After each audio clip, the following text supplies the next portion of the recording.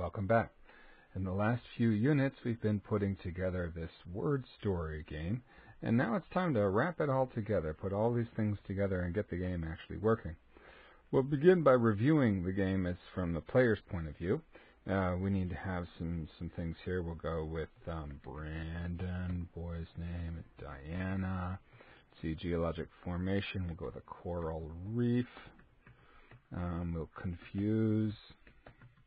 Container, train, car, liquid, lava, body part, tonsil, and ing verb. Oh, my favorite ing verb, lightening. I don't know if that's a word, but we're going to go with it. Okay, then we click on the tell the story, and Brennan and Diana went up the coral reef to confuse a train car of lava. Brennan fell down and broke his tonsil, and Diana came lightning after. All right, so you remember all this. But now we're going to actually build the whole thing. So that's just a process of putting together all the various parts and adding the JavaScript code to make it actually do what we want it to do. Of course, the way we'll do this is look at all the source code. And you begin by looking at the HTML code. Now, whenever we make any sort of a computer program worth anything, especially a game, we actually don't start with the user interface. What we really start with is the data. And so before I ever make the game, I actually begin by writing out this part. So I write out what I expect it to be, and then perhaps replace it with a variable. So I need a boy's name, a girl's name, a geologic formation, and so on. So the first thing you do is you think about the data. And then when you think about the data, that drives everything else. And we'll keep talking about that as we build more sophisticated games. When we look at the HTML reflects the data. You can look at it, it's relatively straightforward. Now we've got an external style sheet and an external JavaScript. That's wonderful. What both of those mean is we'll worry about them later. Let's focus right now on the actual page. Well, it's relatively straightforward, and in fact you saw it in the last lecture. So we don't need to spend a lot of time on it. You can see we've got a set of labels and inputs, each one related to one of the variables, boy's name, girl's name, geologic formation, and so on.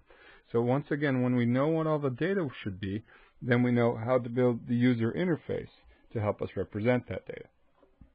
Now, one of the reasons we need to think of the data first is that not all of the data that we care about is exactly obvious from the user interface, because we also have to have a place for the output, a place for the final story to appear. And that will be here. Don't forget we're going to have a button. That button we'll call a tell story function.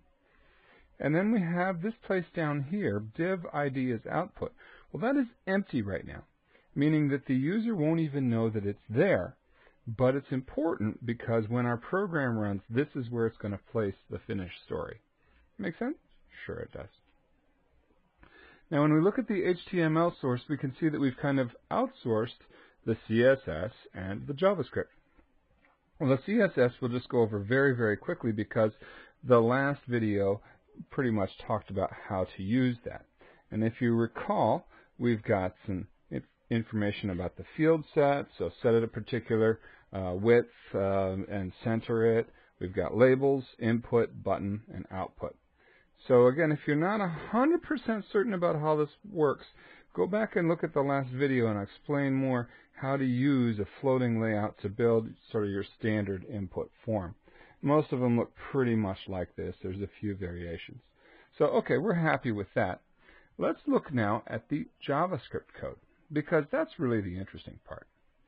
Now, when we get to JavaScript, it's interesting because, well, this is very much like extremely old school, even mainframe programming, because all of this code does is input, processing, and output.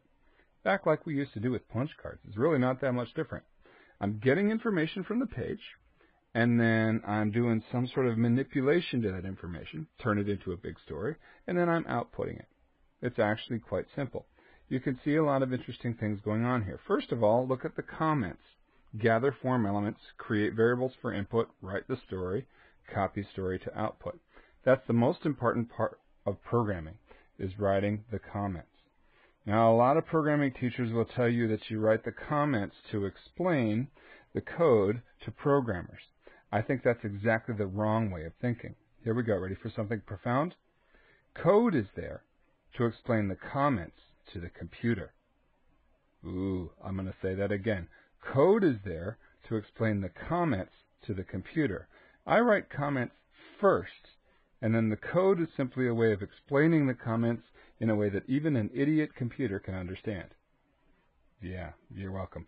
All right, that's a really profound way of thinking of programming, and it changes everything. You can't write comments at the end. You have to write them at the beginning, because the comments are where you're explaining what it is you're trying to do. Comments should be typically in English or whatever human language you prefer. So first we gather the form elements. All of these lines look about the same. Remember, I have already created an element on the page called txtBoy. So all I have to do first is make a variable representing that input element. So var txtBoy gets document.getElementById txtBoy. That creates a JavaScript variable based on that text element. Remember, this is not the boy's name. This is the actual input element that will contain the boy's name.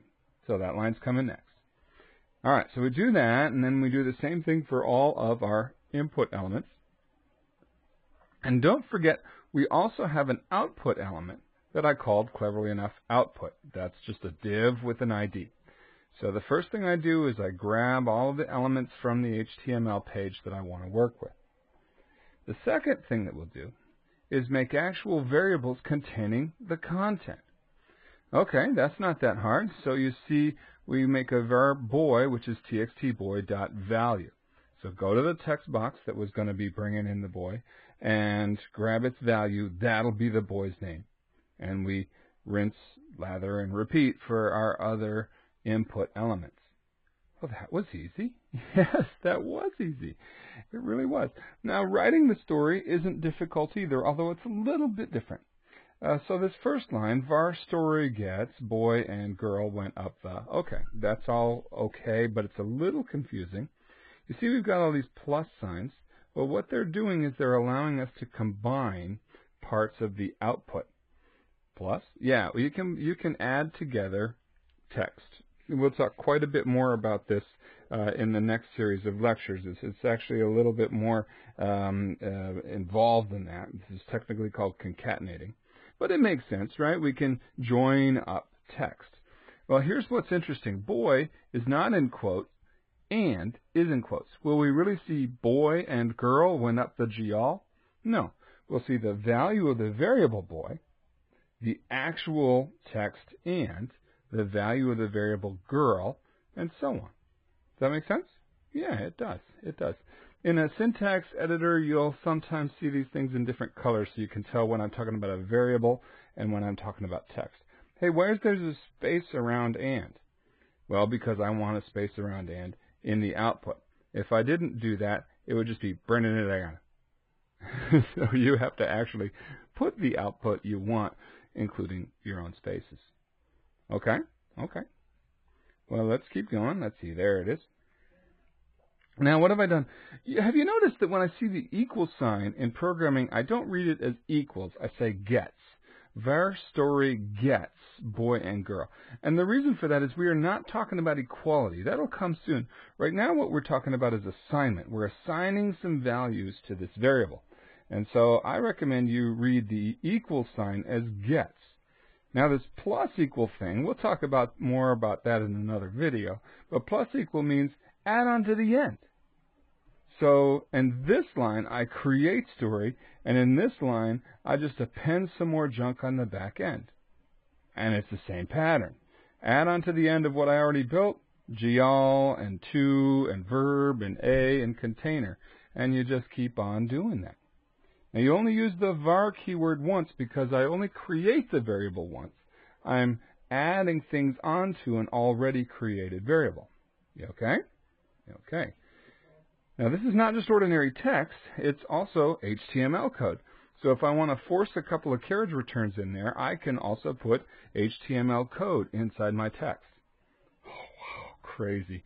I know. So we'll keep on doing it. All of these lines just build a huge Mongo text variable containing the entire story.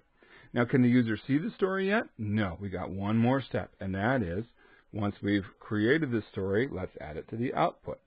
And here's how you do that. Output is the name of the div that we already created and named. The user couldn't see it yet. And remember, you can use an inner HTML property to attach some HTML code inside any element. Oh, cool. So we'll take story, we'll say output.innerHTML, say it with me, gets story. And so now we're going to copy over all of the stuff we created in this chunk, and we're going to put it in the document. Oh, that's so crazy. Do you see that's exactly what's happening here? Yeah, when we click the tell story, it's coming up, and let's change one of these so you can see it's working, appendix. It's grabbing all this information lightning fast, putting it in variables, putting each of the content values in variables, and creating the string, creating the text, and then printing it out here. So I'll click it, and you can see, and there it goes. Brandon, this time he broke his appendix. Wow, that's so crazy. All right, so you know what the next exercise is going to be, right? I'll have a quiz so that you can actually make sure you understand everything that's happening. But also, your job now is, well, make one of these. It's okay if you start kind of with what I've done, but don't just copy and paste my code and change the variable names. Make sure you understand how to build it yourself.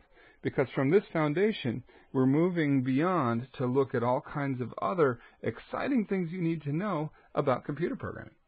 All right, so make your own word story. Make sure you show your friends, play with it. It's really fun, huh? All right, I'll see you next time.